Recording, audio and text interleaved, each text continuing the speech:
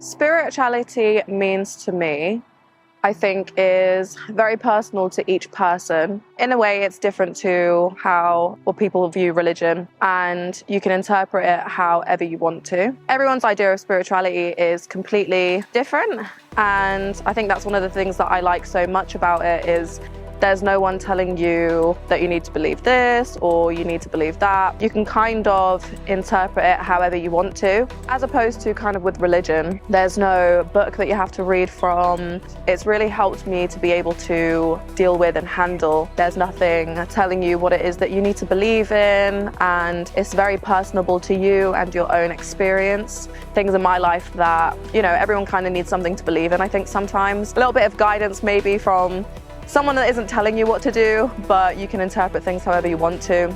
In many ways, I would say that there's no way of learning it. There's no book telling you how to do it. It's really helped me in a lot of situations and kind of helped me come out the other end and think, okay, I know why that's happened. I can see now in hindsight how that helped me, and sometimes you just need to learn to let go and just trust the process, basically. I started my spiritual journey, I guess you could say, when I was quite young. I kind of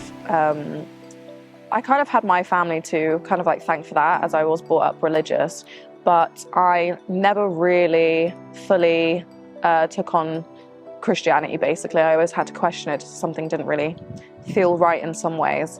So I'm quite thankful in a way, because my dad, he was always a little bit of a hippie.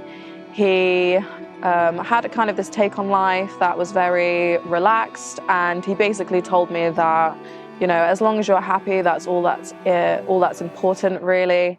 I think if I maybe didn't have him in my life with that kind of outlook, I would have started my spiritual journey a lot later.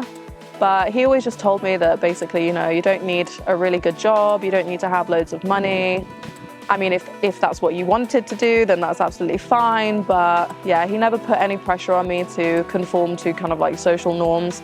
And he always just said to me that, the most important thing is that you're happy in life. And he never minded what I did or who I wanted to become, basically. So coming from a Christian background with my mum, who was very Christian, and seeing, going to Bible studies on Sundays, going midweek Bible study on Wednesday.